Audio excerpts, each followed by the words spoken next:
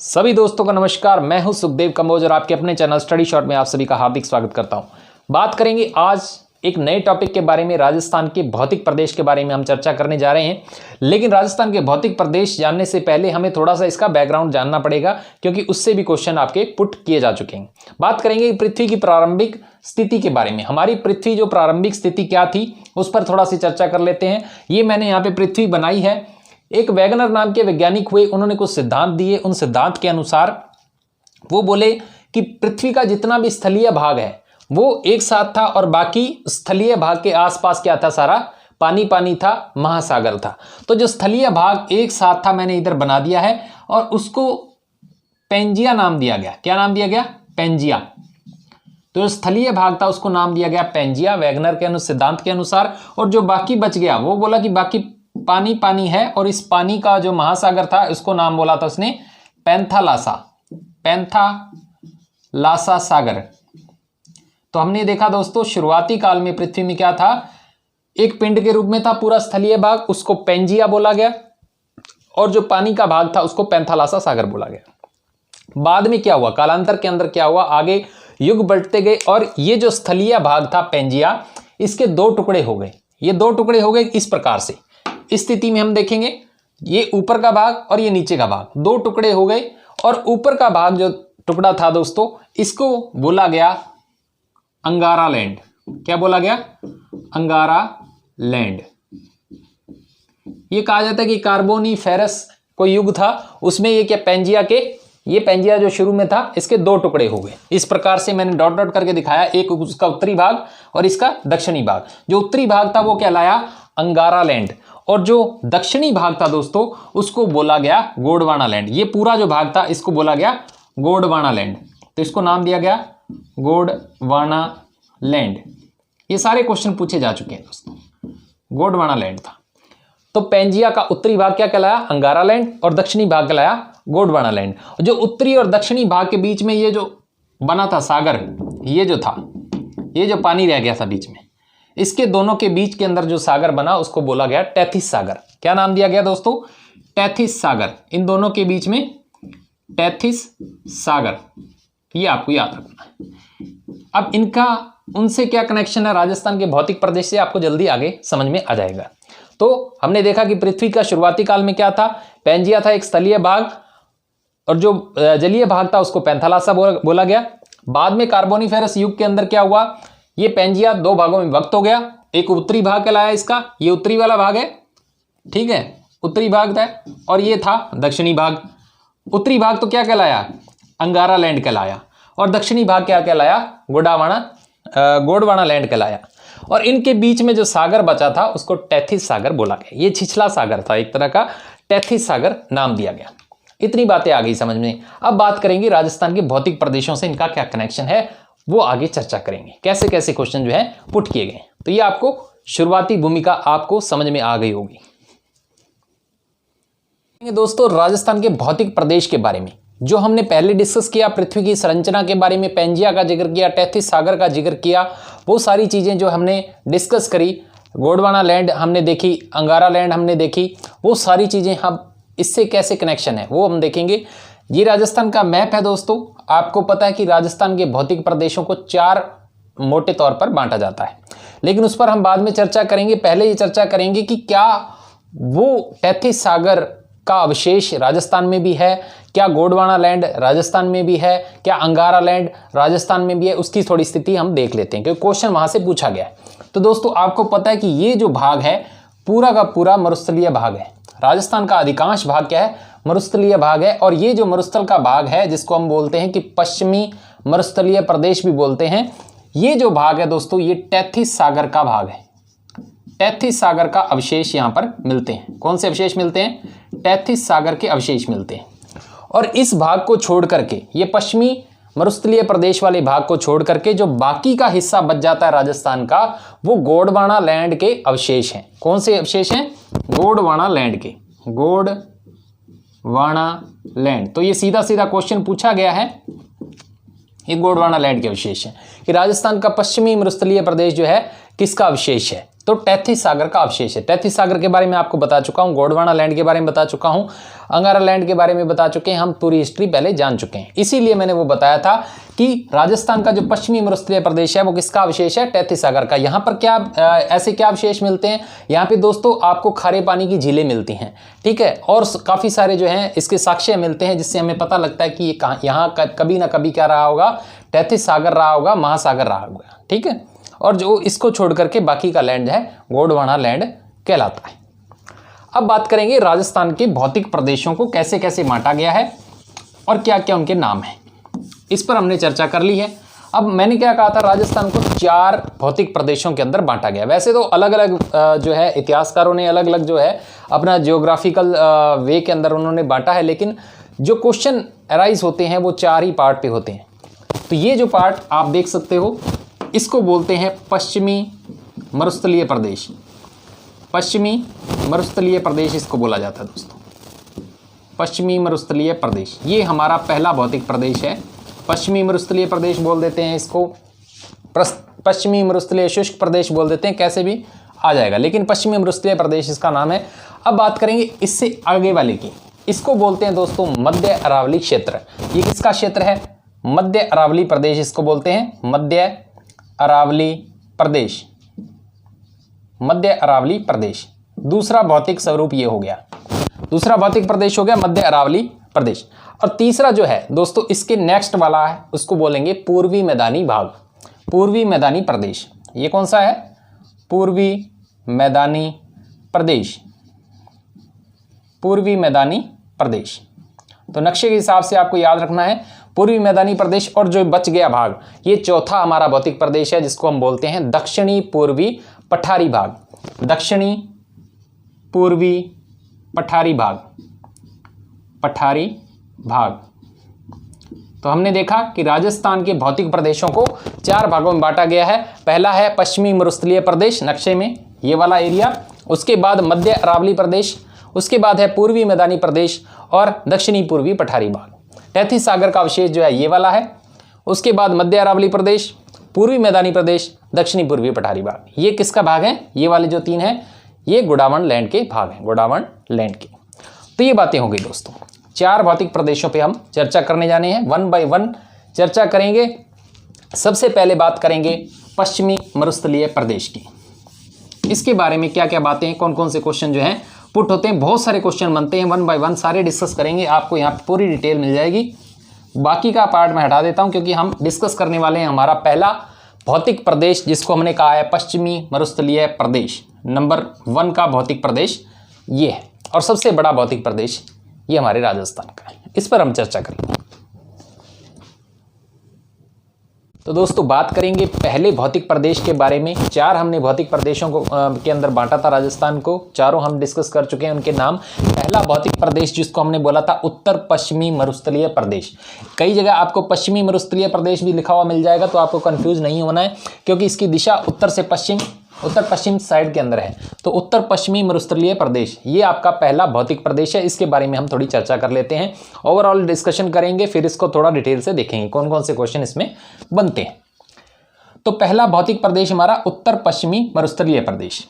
तो ये हमने उतना ही नक्शा बनाया है इस एरिया के अंदर, ये वाला जो नक्शा है इतना भाग जो है उत्तर पश्चिमी मरुस्थलीय प्रदेश कहलाता है। इसके बारे में बातें देखते हैं। तो दोस्तों राज्य का टोटल क्षेत्रफल है उसका 61.11% या राउंड फिगर में हम 61% भी कह सकते हैं। 61% भूभाग पर जो है उत्तर पश्चिमी मरुस्थलीय प्रदेश जो है वो फैला हुआ है, जबकि राज्य की टोटल जनसंख्या का 40% यहाँ पे निवास करती है। ये आपको बात ध्यान रखनी है। ये 12 जिलों के अंदर और 4 संभाग, 12 जिलों के अंदर इसका विस्तार है और 4 संभाग, जिसके अंतर्गत क्या आ जाते हैं, 4 संभाग आ जाते हैं। तो ये बात आपको याद रखनी है, ये भी क्वेश्चन पूछा गया है। यहां पर जलवायु कैसी है? शुष्क व अत्यधिक विषम प्रकार की जलवायु है। ठीक है, कैसे है वो आगे डिस्कस करेंगे। शुष्क व अत्यधिक विषम प्रकार की यहां पे जलवायु है। फसलें यहां पे ओवरऑल देखें तो ग्वार होती है, मुख्य रूप से बाजरा और मोठ, ये फसलें यहां पे पैदा होती हैं इस एरिया के अंदर, यानी इस भौतिक प्रदेश के अंदर। उच्चतम तापमान यहां पर जो रहता है वो रहता है 49 डिग्री और निम्नतम तापमान रहता है -3 डिग्री। औसत तापमान की अगर मैं बात करूं पूरे ऑल ओवर जो इस क्षेत्र का है वो 22 डिग्री। ये सारे क्वेश्चन दोस्तों पूछे गए हैं। मिट्टी यहाँ पे मेनली जो रेतली बलुई प्रकार की पाई जाती है और लगभग पूरे राज्य के अंदर इस प्रकार की मिट्टी ज़्यादा बहुतायत के अंदर ज़्यादा पाई जाती है। यहाँ पर राज्य का सबसे बड़ा नेशनल हाईवे, जिसका पहले नाम 15 था, 62 हो गया, नेशनल हाईवे 15/62, ठीक है, ये गुजरता है इस क्षेत्र से। यहाँ पर घग्गर व लूनी नदियाँ बहती हैं। तो ये ओवरऑल बातें हो गई। अब थोड़ी सी और चर्चा कर लेते हैं। इसको मैं इरेज करता हूँ, कुछ और पॉइंट्स आपको बताता हूँ कि इसके साथ कौन कौन से क्वेश्चन आपके जुड़े हुए आते हैं, उस पर बात करते हैं।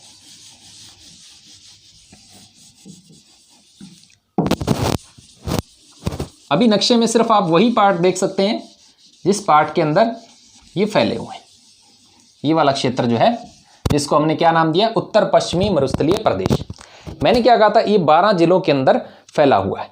सबसे पहले इसकी थोड़ी सी लंबाई चौड़ाई देख लेते हैं। इसकी लंबाई की अगर मैं बात करूं तो दोस्तों इस प्रकार से ये लंबा है, यानी 640 किलोमीटर इसकी लंबाई है। कितनी लंबाई है? 640 किलोमीटर। और 300 किलोमीटर जो है इसकी चौड़ाई। कितनी चौड़ाई है? इस प्रकार से 300 किलोमीटर की चौड़ाई है।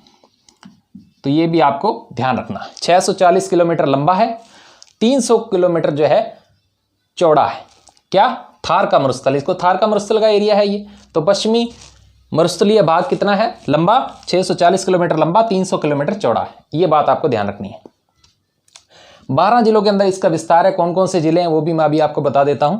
छोटी सी एक ट्रिक बनाई गई है, तो वो भी देख लेते हैं कैसे आप उसको याद कर सकते हैं। तो लंबाई चौड़ाई हमने देख ली। अब इसका थोड़ा ढाल देख लेते हैं। इसका ढाल दोस्तों है उत्तर पूर्व से इस तरीके से इधर की ओर, ये इसका ढाल है। तो ये ढाल क्वेश्चन भी पूछा गया है ढाल का, कि पश्चिमी मरुस्थलीय प्रदेश का ढाल किस दिशा के अंदर है? तो उत्तर पूर्व से दक्षिण पश्चिम, उत्तर पूर्व से दक्षिण पश्चिम, ये इसका ढाल की दिशा है। तो ये ढाल की दिशा भी आपसे परीक्षा के अंदर पूछी गई है। तो ये इतनी बात होगी। लंबाई चौड़ाई हमने देख ली। अब देखेंगे किन किन राज्यों के, किन किन जिलों के अंदर इसका विस्तार है और कहां कौन कौन से इसके अंदर संभाग कवर होते हैं। तो अगर मैं बात करूं जिलों की, तो जिलों को आप एक छोटी सी ट्रिक के साथ याद कर सकते हैं। चुन्नू की बस, जापान। चुन्नू की बस, जापान। मैंने क्या लिखा? चुन्नू की बस, जापान। चुन्नू की बस, जापान। इससे सारे जिले आपके कवर हो जाएंगे जो इस एरिया के अंदर आते हैं। 12 जिले ऐसे हैं दोस्तों। चू से हो जाएगा चूरू, चूरू। नू, यहां पे साउंड आपको लेना है नू, हनु, हनु, हनुमानगढ़। तो यहां पे आएगा हनुमानगढ़। बस आपको थोड़ा सा ध्यान होना चाहिए कि इस एरिया के अंदर कौन कौन से जिले हैं। जस्ट आपको रिकॉल करने के लिए ट्रिक्स होती हैं, ना कि आपको एग्जैक्ट, क्योंकि हमें ट्रिक्स याद नहीं रहती हैं, लेकिन नाम याद करने के लिए आप छोटी छोटी चीजें ऐसी जोड़ सकते हैं। की का कोई मतलब नहीं है, आप इसको छोड़ देंगे। बस पे आ जाते हैं। बै से यहाँ पे 4 जिले आएंगे आपके। कौन कौन से? इधर आप नक्शे के हिसाब से देख सकते हो। ऊपर में कौन सा आएगा? बीकानेर, फिर आ जाएगा बाड़मेर इसके अंदर, ठीक है, बीकानेर आ जाएगा, बाड़मेर आ जाएगा, ये दोनों जिले आ जाएंगे, सॉरी 2 जिले आएंगे इसके अंदर। और उसके बाद बात करेंगे सै की। यू का फिर से कोई मतलब नहीं है इसमें। एस की बात करेंगे। एस से 2 जिले आएंगे यहाँ पे, श्री गंगानगर, श्री गंगानगर आ जाएगा। और यहां पे कौन सा आ जाएगा दोस्तों? सीकर आ जाएगा। कौन सा आ जाएगा? सीकर आ जाएगा। तो 2 जिले यहां पे कवर हो गए। फिर आएंगे जापान पे। तो जे से यहां पे आएंगे 4 जिले, सॉरी जे से आएंगे 4 जिले। कौन कौन से आएंगे उस पर हम देख लेते हैं। जालोर आ जाएगा, ठीक है, जालोर आ जाता है। उसके बाद आ जाएगा जैसलमेर, आ जाएगा आपका जैसलमेर, ये आ जाएगा। इसके बाद जे से झुंझुनू भी बन जाता है, तो झुंझुनू भी आ जाएगा। जोधपुर, झुंझुनू, झुंझुनू। और एन से क्या आ जाएगा दोस्तों? पी ए से आ जाएगा पाली, आपका पाली। और एन से आ जाएगा नागौर। कौन सा आ जाएगा? नागौर। तो हमने देखा दोस्तों कि 12 जिले इसके अंदर कवर हो गए हैं। आप वैसे चाहो तो वैसे भी याद रख सकते हो, नक्शे के हिसाब से अगर आपका दिमाग चलता है तो उस हिसाब से आपको बहुत इजी पड़ जाएगा।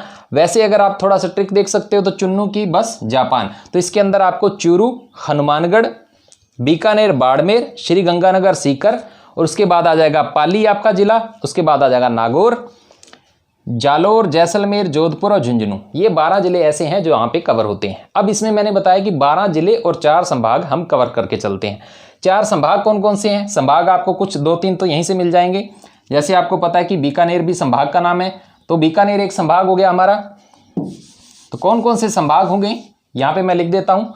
बीकानेर संभाग एक हो जाएगा, बीकानेर संभाग। और कौन सा संभाग है दोस्तों? यहाँ पे आ जाएगा आपका जैसलमेर, जैसलमेर भी संभाग है, तो जैसलमेर। 2 तो आपको यहाँ से मिल ही गए। और यहाँ पे कोई संभाग का नाम नहीं है, लेकिन आपको पता है कि नागौर जो है किस संभाग के अंतर्गत आता है? अजमेर के अंतर्गत आता है। तो अजमेर संभाग भी यहाँ पे कवर हो रहा है, अजमेर। और एक कौन सा हो जाएगा? झुंझुनू जो आया था आपका, झुंझुनू आता है जयपुर संभाग के अंदर। तो सीकर और झुंझुनू जो है आपके, तो आपका जयपुर संभाग हो जाएगा। ये बात हो गई बीकानेर, जैसलमेर, अजमेर और जयपुर। बीकानेर, जैसलमेर, अजमेर और जयपुर, ये 4 संभाग जो हैं इसके अंदर कवर होते हैं। तो ये आपको याद रखने हैं, जयपुर, अजमेर, जैसलमेर, बीकानेर, ये 4 संभाग हैं, 12 जिले हैं। तो 12 जिले और 4 संभाग ये कवर होते हैं इस भौतिक प्रदेश के अंदर। अब एक बाद में शोध और हुआ था और बाद में थोड़ी रिसर्च और हुई थी। 4 जून 2013 की कोई रिसर्च है, वो कहती है कि ये जो मरुस्थलीय प्रदेश है, मरुस्थल का विस्तार है, यानी थार के मरुस्थल का विस्तार अभी और आगे बढ़ रहा है। और ये आगे बढ़ रहा है, किस प्रकार से बढ़ रहा है उस पर देख लेते हैं, थोड़ी सी चर्चा कर लेते हैं। उस पर भी क्वेश्चन जो है आपका पुट हुआ है। इस तरीके से आगे इसका विस्तार हो रहा है। एक्चुअल में शुरू में क्या कहा जाता था कि 58% ही भूभाग पर, राजस्थान के सिर्फ 58% भाग पर है, लेकिन बाद में जैसे जैसे इसका विस्तार होता गया तो ये पूरे के पूरे जो आपका, तो मैं ये कह रहा था कि 58% भाग पर क्या होता था, पहले ये कवर होता था, यानी पूरे राजस्थान का 58% भाग उत्तर पश्चिमी मरुस्थलीय प्रदेश था, यानी थार का मरुस्थल, उसका फैलाव था 58% एरिया पर। लेकिन धीरे धीरे इसका फैलाव जो होता गया इस तरीके से, इस दिशा के अंदर, यानी उत्तर पश्चिम से इधर दक्षिण पूर्व की तरफ ये बढ़ता गया। अरावली प्रदेश जो आता है, ये कटा फटा होने के कारण वहां पर भी ये जो थार का मरुस्थल घुसता चला गया और धीरे धीरे इसने कवर कर लिया 61%, 61% जो है कवर कर लिया इसने राजस्थान के क्षेत्रफल का, इस थार के मरुस्थल ने। अभी 4 जून 2013 की एक रिसर्च है, उसके अंदर 5 ऐसे जिले चिन्हित किए गए हैं जो थार के मरुस्थल में शामिल होने की कगार पर हैं, लेकिन अभी शामिल नहीं हुए हैं। शामिल सिर्फ 12 जिले हैं और 4 संभाग जिसके अंदर कवर होते हैं, लेकिन 5 जिले ऐसे हैं जो शामिल होने की कगार पर हैं। वो कौन से जिले हैं उसको हम थोड़ा सा डिस्कस कर लेते हैं। वो जिले हैं दोस्तों, एक तो आ गया आपका जयपुर, हमारी राजधानी जयपुर जिला, वो हो गया। उसके बाद आ गया आपका अजमेर, अजमेर का सारा नहीं, जयपुर और अजमेर का सारा पोर्शन नहीं, कुछ कुछ पोर्शन जो है ये जिले आने की कगार में है। जयपुर हो गया, अजमेर हो गया, राजसमंद हो गया आपका, सिरोही हो गया, सिरोही भी आने को है, और इसके साथ हो गया आपका अलवर, 5वां हो गया अलवर। तो ये 5 जिले ऐसे हैं जो क्या आने वाले हैं, इसके आने की कगार पर हैं। ये आपको दोस्तों ध्यान रखना है कि कगार वर्ड आपको जरूर मिलना चाहिए। ये 5 जिले ऐसे हैं जो थार के क्षेत्र के अंदर आने वाले हैं, आने वाले की कगार पर हैं। बाकी 12 जिले के अंदर तो पूर्ण रूप से आ चुके हैं। तो ये बातें हो गई दोस्तों। हमने देख लिया कि इसका विस्तार, इसका ढाल देख लिया, लंबाई चौड़ाई देख ली, ओवरऑल इसके अंदर बातें देख ली, लेकिन इसको थोड़ा सा और आगे बढ़ाएंगे और सारे क्वेश्चन जो हैं इसके अंदर कौन कौन से कवर होते हैं उसको हम डिस्कस करेंगे।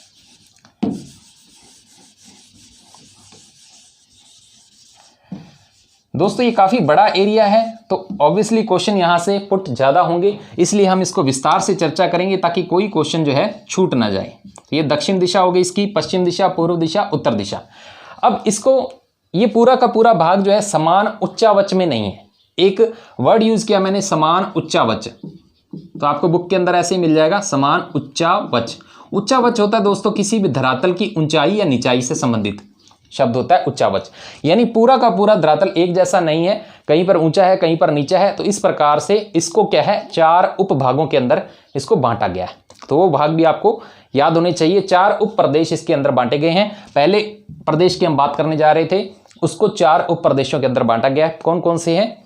तो एक तो है इस प्रकार से पहला प्रदेश जिसको मैं बोलता हूं शुष्क रेतीला प्रदेश।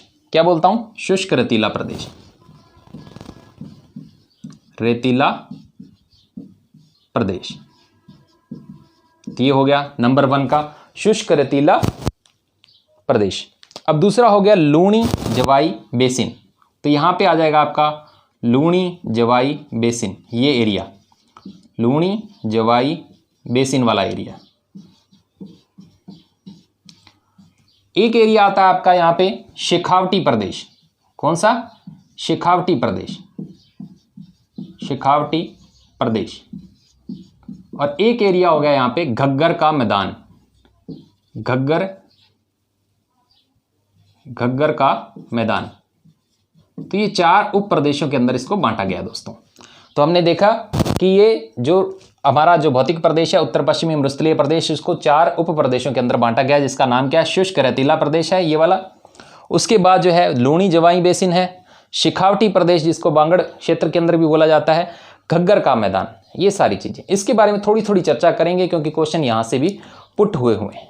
ठीक है, तो इस पर हम चर्चा करते हैं 1 बाय 1, थोड़ी थोड़ी बातें, कौन कौन से क्वेश्चन इसमें बनेंगे।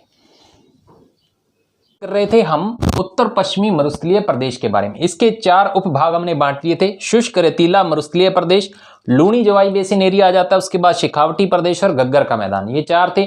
आपको कई बुक के अंदर एक चीज और मिल जाएगी, यहाँ पे नागौरीय उच्च भूमि क्षेत्र भी मिल जाएगा। जो आपका शेखावटी प्रदेश यानी बांगड़ प्रदेश जो है, शेखावटी प्रदेश और लूणी जवाई बेसिन के बीच का एरिया जो है वो नागौरीय उच्च भूमि कहलाता है। तो यहाँ पे आप इसके बीच का एरिया जो होता है वो होता है नागौरीय उच्च भूमि, नागौरीय उच्च भूमि। लेकिन ये आपको किसी किसी बुक के अंदर मिलेगा।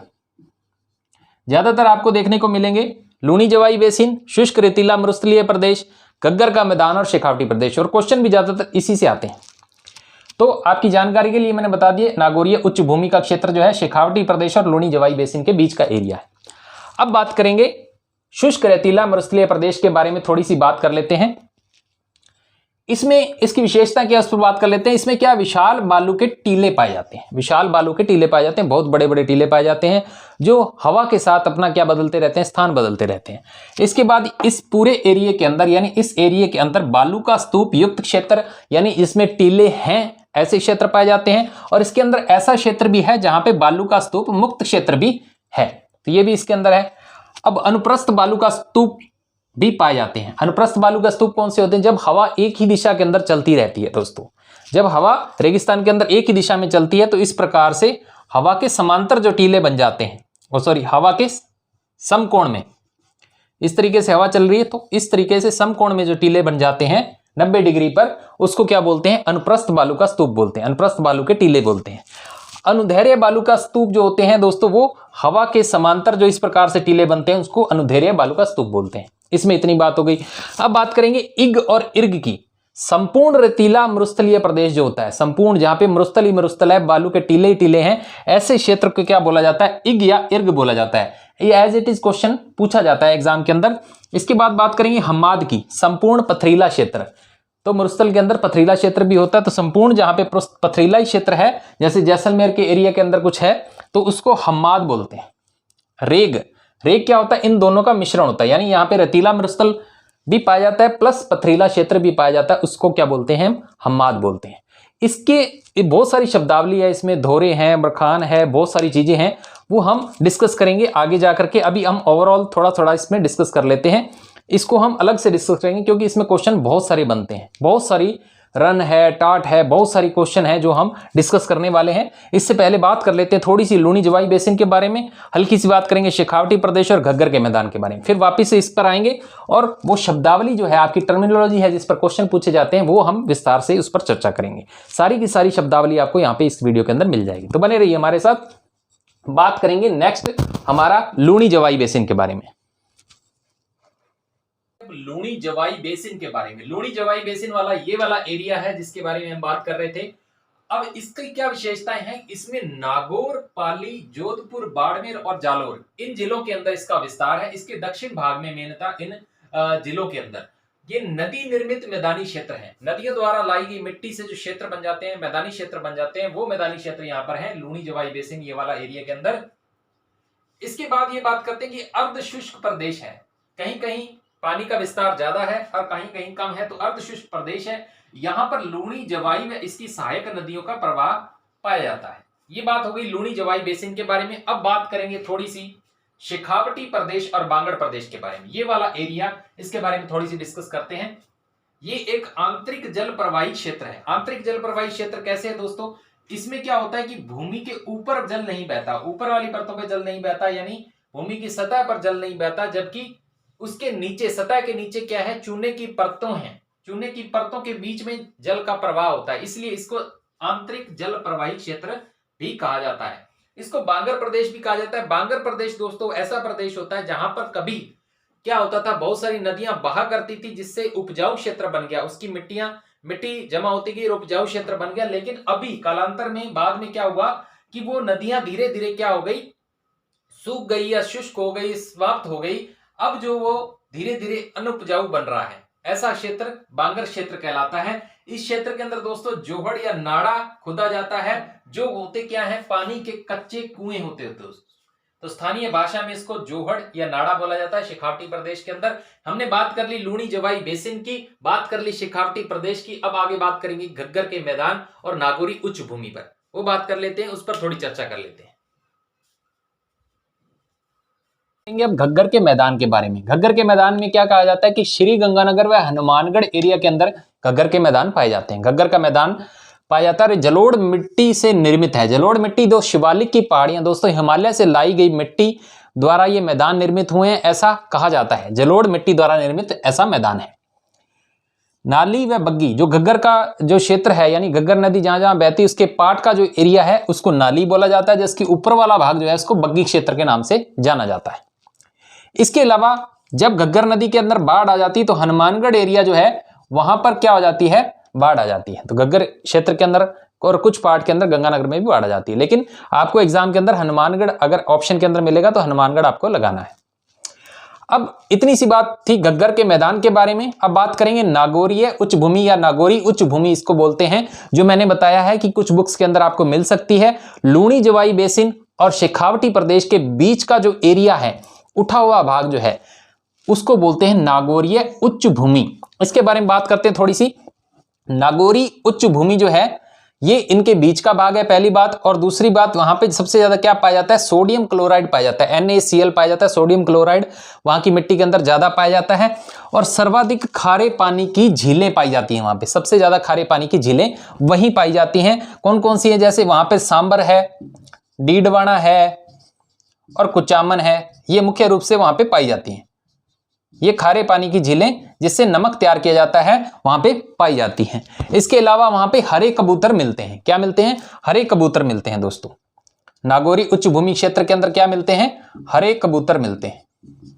हरे कबूतर राजस्थान में और कहां मिलते हैं, हरे कबूतर राजस्थान में सरिस्का अभयारण्य अलवर के अंदर भी पाए जाते हैं। तो ये आपको बातें होगी। तो हमने बात कर ली दोस्तों शुष्क रेतीला मरुस्थलीय प्रदेश के बारे में, लूणी जवाई बेसिन के बारे में हमने बात कर ली। इसके बाद में हमने नागौरी उच्च भूमि के बारे में भी थोड़ी सी बात करी, शेखावटी प्रदेश के बारे में बात करी, घग्गर के मैदान के बारे में बात कर ली। अब बात करेंगे इस पूरे एरिया के अंदर जो जो शब्दावली पे क्वेश्चन आते हैं वो सारी शब्दावली हम यहाँ पे डिस्कस करने वाले हैं। उससे आपको 3-4 क्वेश्चन जो है आराम से आपके एग्जाम के अंदर मिल जाते हैं। अगर ये पोर्शन पूछा गया तो एक आधा क्वेश्चन उसके अंदर पक्का मिल जाता है आपको। तो बात करेंगे वो सारी शब्दावली पे। अब इसको हम इरेज कर देंगे। ये पहला भाग जो है हमारा, पहला भौतिक प्रदेश जो है वो कंप्लीट हो चुका है। अब इस पर जो शब्दावली के क्वेश्चन है उस पर हम डिस्कस करने जा रहे हैं।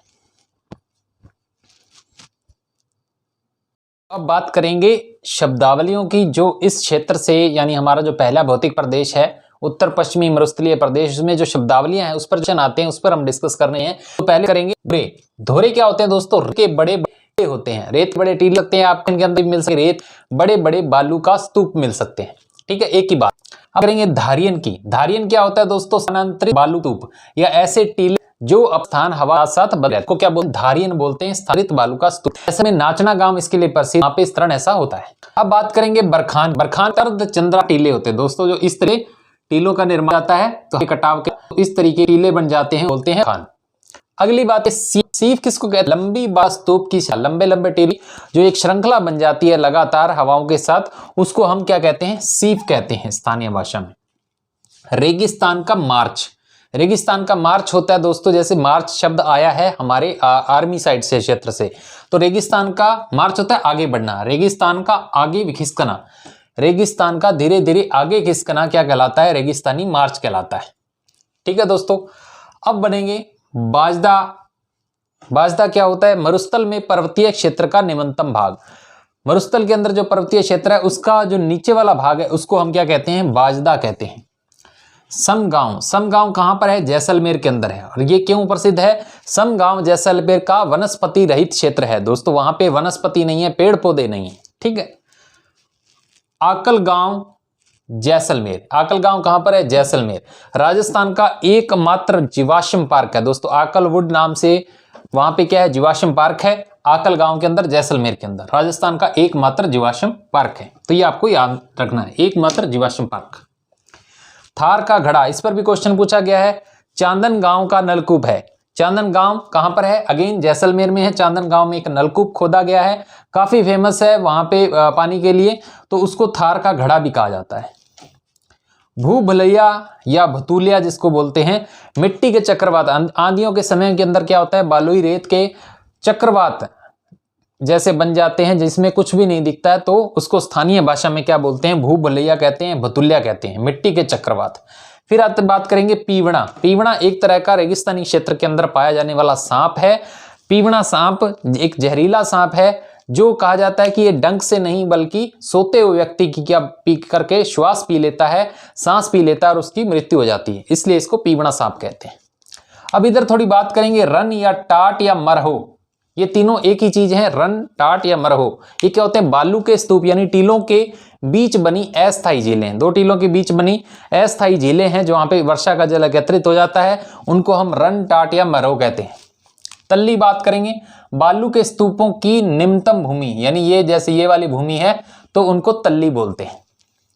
नाड़ी या पोखर, एक ही बात है, वर्षा का जल सिंचित करने के लिए एक छोटे छोटे तालाब बनाए जाते हैं, उनको नाड़ी या पोखर कहा जाता है स्थानीय भाषा में। टांका या कुंडी, अगेन सेम चीज है, वर्षा का जल संग्रहण करने वाला जो एरिया है, एक तरह का क्षेत्र निर्माण किया जाता है, टांका या कुंडी उसको बोला जाता है। कुई या बेरी, अब इसकी विशेषता क्या है, कुई या बेरी की तालाब के पास में ये बनाई जाती है, तालाब से कुछ दूरी पर बनाई जाती है, 10 से 12 मीटर की दूरी पर, और तकरीबन ये 10 से 12 मीटर ही क्या होती है, गहराई पर होती है। ये तालाब का जो पानी होता है धीरे धीरे रिसाव के साथ इसके अंदर आता है, ताकि कोई भी पानी जो है वेस्टेज ना जाए, तो ये इसको कुई या बेरी कहा जाता है। तो जैसलमेर एरिया के अंदर काफी कुई और बेरियां बनाई गई। टोबा बात करेंगे, टोबा है नाड़ी से ये थोड़ा सा गहरा होता है। नाड़ी क्या होता है, वर्षा का जल सिंचित करने के लिए बनाई जाती है, नाड़ी से ये थोड़ा सा गहरा होता है, उसको टोबा कहा जाता है। ये इंपॉर्टेंट है, लाठी सीरी क्षेत्र, पाकिस्तान की सीमा के सहारे जैसलमेर में अवसादी चट्टानों का एक समूह है, जिसके अंदर 2007 के अंदर हमारे वैज्ञानिकों ने एक लंबी भूगर्भिक जल पट्टी एक जल धारा का क्या किया था, खोज की थी, उसी को लाठी सीरी क्षेत्र कहा जाता है, पाकिस्तान सीमा के साथ लगी हुई जैसलमेर एरिया के अंदर।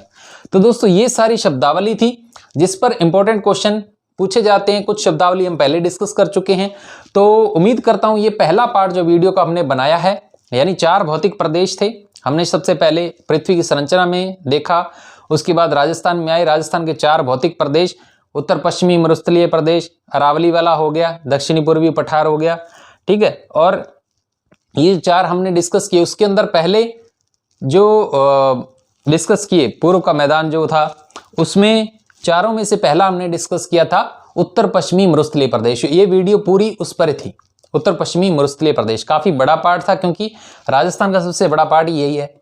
अब आगे बात करेंगे अरावली की, उसके बाद बात करेंगे आगे दक्षिण पठार का, वो सारी चीजें जो 3 हमारे भौतिक प्रदेश रह गए हैं उनको हम डिस्कस करेंगे बाद में। इस वीडियो में इतना ही। अगली वीडियो का डिस्क्रिप्शन में आपको लिंक मिल जाएगा और आने वाले दिनों में हम जल्दी बना के आपको चैनल पर आपको मिल जाएगी। तो इसी तरीके की वीडियो पाने के लिए आप चैनल को सब्सक्राइब करें, लाइक करें, कमेंट करें। धन्यवाद दोस्तों।